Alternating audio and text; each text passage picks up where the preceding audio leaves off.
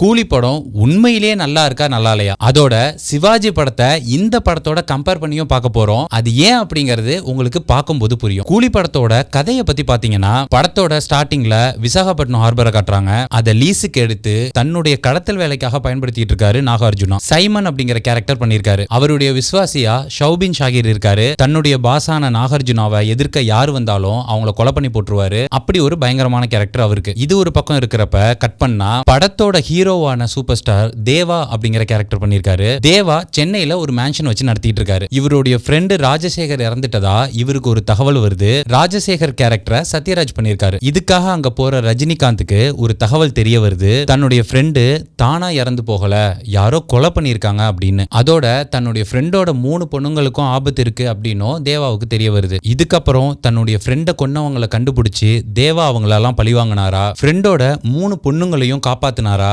நாகார்ஜுனா கேங்குக்கும் இதுக்கும் என்ன சம்பந்தம், இதெல்லாம் நோக்கி போறதுதான் இந்த கூலி படம். இந்த படத்துல இருக்கிற நல்ல விஷயங்களை முதல்ல பாத்துருவோம். அப்புறம் இதுல என்னென்ன பிரச்சனை அப்படிங்கிறதுக்கு வருவோம். முதல் நல்ல விஷயம் நான் சொல்லி உங்களுக்கு தெரிய வேண்டியது இல்ல, சூப்பர் ஸ்டார் அவர்களுடைய ஸ்கிரீன் பிரசன்ஸும் நடிப்பும் தான். இந்த வயசுலயும் மனுஷன் டான்ஸ், ஃபைட்டு, நடிப்புன்னு எதுலயுமே குறை வைக்காம மிரட்டி எடுத்திருக்காரு. நம்மளாம் 75 வயசுல ஏந்திரிச்சு நடப்போமானே தெரியல.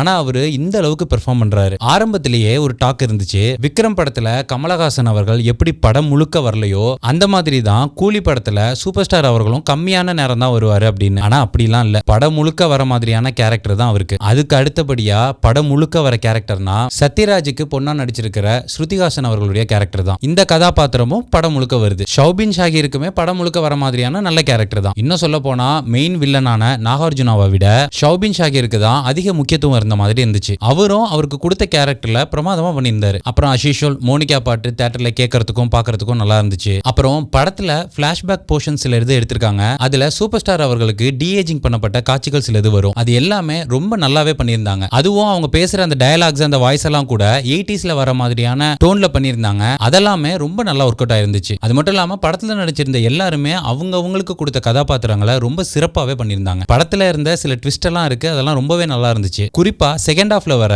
ஏஜென்ட் டீனா மாதிரியான ஒரு ட்விஸ்ட் இருக்கு. அதெல்லாமே யாருமே எதிர்பார்க்கல, நல்லா ஒர்க் அவுட் ஆயிருந்துச்சு. நல்ல கிளாப்ஸ் இருந்துச்சு தியேட்டர்லயும். டெக்னிக்கலா பார்த்தோம்னா இந்த மாதிரி பெரிய பட்ஜெட் படங்கள்ல பெரும்பாலும் டெக்னிக்கலா குறை சொல்றதுக்கு எதுவும் இருக்காது. சரி, இப்ப இந்த படத்தோட குறைகளுக்கு வருவோம். இங்கதான் நம்ம சிவாஜி படத்தை கம்பேர் பண்ணி பார்க்க வேண்டியது இருக்கு. சிவாஜி உண்மையிலே மக்களால வரவேற்கப்பட்ட ஒரு நல்ல வெற்றி படம். ஒரு சிம்பிளான கதையை குழப்பம் இல்லாம ஒரே நேர்கோட்ல கரெக்டா சொல்லியிருப்பாங்க. வெளிநாட்டுல இருந்து நல்ல சம்பாதிச்சுட்டு செட்டில் ஆகி தன்னுடைய சொந்த ஊருக்கு வர ஹீரோ இங்க வந்து மக்களுக்கு நல்லது பண்ணணும்னு நினைக்கிறாரு. ஆனா அதுக்கு தடையா பயங்கர பவர்ஃபுல்லான ஒரு வில்லன் கேரக்டர் இருக்கு. ஆனா அதை மீறி ஹீரோ எப்படி ஜெயிச்சாரு அப்படிங்கறத சிம்பிளா அழகா சொல்லியிருப்பாங்க. இன்னும் சொல்ல போனா ஹீரோ தான் ஜெயிப்பாருங்கிறது நம்ம எல்லாருக்குமே தெரியும். ஆனா எப்படி ஜெயிப்பாருங்கிறத ரொம்ப சுவாரஸ்யமாவே சொல்லியிருப்பாங்க ஸ்கிரீன் பிளேல. ஆனா அப்படியே இங்க கூலி படத்துல பாத்தீங்கன்னா, நான் ஆரம்பத்துல சொன்ன மாதிரி கதையை பொறுத்த வரைக்கும் ஃப்ரெண்டை கொன்னவங்களை பழி வாங்கினாரா இல்லையா அப்படிங்கிறது தான் கதை. ஆனா அதை மட்டுமே நம்மளால ஃபாலோ பண்ண முடியாம கதை எங்கெங்கயோ போற மாதிரி இருக்கு. ஃபர்ஸ்ட் ஹாஃப் கூட ஒரு மாதிரியா கொஞ்சம் பரவாயில்லாம போச்சு. ஆனா செகண்ட் ஹாஃப்ல எல்லாம் இடியாப்ப சிக்கல் மாதிரி திரைக்கதையில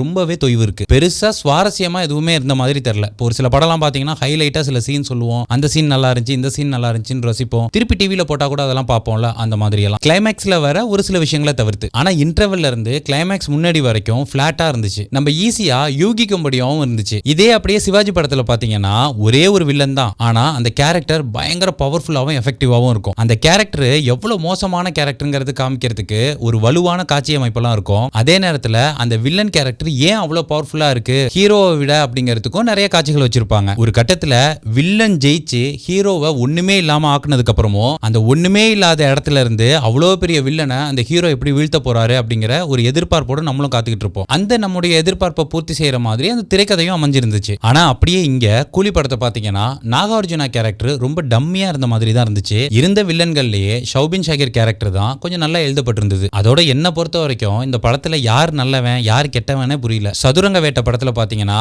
நட்டி கேரக்டர் ரொம்ப கெட்டவன், எல்லாத்தையுமே ஏமாத்துவாரு. ஆனா அவரு சைடு உள்ள நல்ல விஷயங்களையும் காட்டி நல்ல கெட்டவனா காட்டுவாங்க. அதே படத்துல நல்ல சுத்த தமிழ் பேசுற ஒரு வில்லன் கேரக்டர் வரும், அவரை முழுசா கெட்டவனா காட்டுவாங்க. இந்த படத்துல அந்த மாதிரி நல்ல கெட்டவன் யாரு கெட்டவன் யாரு அப்படிங்கறது வித்தியாசப்படுத்தி காமிக்கிறதுக்கு எந்த காட்சி அமைப்பும் இல்ல. அடுத்த பிரச்சனை என்னன்னு பாத்தீங்கன்னா, நான் முன்னாடியே சொன்ன மாதிரி இது ரொம்ப பழைய கதை தான். அதனால புதுசா ஏதாவது பண்ணணும் அப்படின்னு சொல்லிட்டு இவங்க எலக்ட்ரிக் சேர் அப்படின்னு ஒரு விஷயத்தை காமிக்கிறாங்க.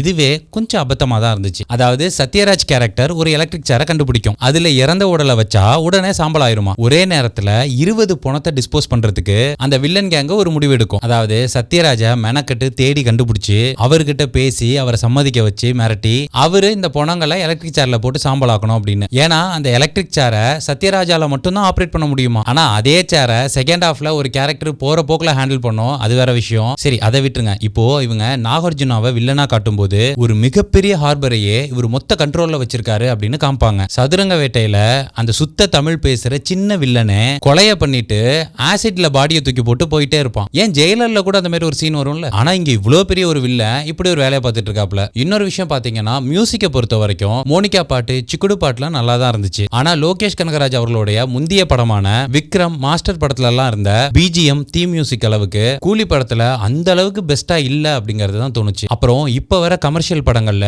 எழுதப்படாத விதி ஒண்ணு இருக்குல்ல, அதாவது ஒரு பழைய பாட்டை போட்டு ஃபைட் வைக்கணும் அப்படின்னு. அதே மாதிரி இந்த படத்துலயும் ஒண்ணு இருக்கு. ஆனா கைதி படத்துல எல்லாம் வந்த மாதிரி இது பெருசா ஒர்க் அவுட் ஆகல. அடுத்தடுத்து என்ன நடக்க போகுதுன்னு பெரும்பாலும் யூகிக்க முடியற கதையா தான் இருந்தது. இதனால படத்துடைய நீளத்தையாவது கம்மி பண்ணிருக்கலாம். ஆனா கிட்டத்தட்ட 2.25 மணி நேரம் ஓடுது படம். இன்னொரு முக்கியமான விஷயம், இது இந்த படத்துக்கானது மட்டும் இல்ல, ரீசெண்டா நிறைய கமர்ஷியல் படங்கள்ல இந்த மாதிரி ஒரு ட்ரெண்ட் இருக்கு. அதாவது முன்னாடி எல்லாம் வில்லனுக்கு தான் அடியால் இருப்பாங்க. உதாரணத்துக்கு நம்பியார பாத்தீங்கன்னா மாயாண்டி, கண்ணாயிரம், கபாலி எல்லாம் இங்க வாங்கடா அப்படின்னு கூப்பிடுவாரு. இப்ப ட்ரெண்டிங் என்னன்னு பாத்தீங்கன்னா ஹீரோவுக்கு அடியால் கேரக்டர் வைக்கிறாங்க. அந்த அடியாலும் சாதாரண ஆர்டிஸ்ட் எல்லாம் போடக்கூடாதான். பக்கத்து ஸ்டேட்ல இருக்கிற அங்க இருக்கிற ஸ்டார் நடிகர்களை கூட்டு வந்து தான் அடியாலா வச்சுக்கிறாங்க. அந்த மாதிரி தான் உபேந்திரா, அமீர்கான் கேரக்டர்லாம் இருந்துச்சு. ஒரு எக்ஸ்டெண்டட் கேமியோ மாதிரி தான் அந்த எல்லா கேரக்டருமே வந்துட்டு போச்சு. கொஞ்சம் யோசிச்சு பார்த்தோம்னா கதையில அந்த கேரக்டருக்கான எந்த தேவையும் இல்ல, அழுத்தமாவும் அந்த கதாபாத்திரங்கள் எழுதப்படவும் இல்ல. அது ஏதோ வியாபாரத்துக்காக வச்ச மாதிரி தான் இருந்துச்சு. அதே போல எமோஷன் காட்சிகள் எல்லாமே பெருசா கனெக்ட் ஆகல. அதுக்கான டீடைலிங் பண்ணப்படாது கூட அதுக்கான காரணமா இருக்கலாம். உதாரணத்துக்கு சத்யராஜ் ரஜினி அவர்களுடைய நட்பை ரொம்ப பெருசா சொல்றாங்க.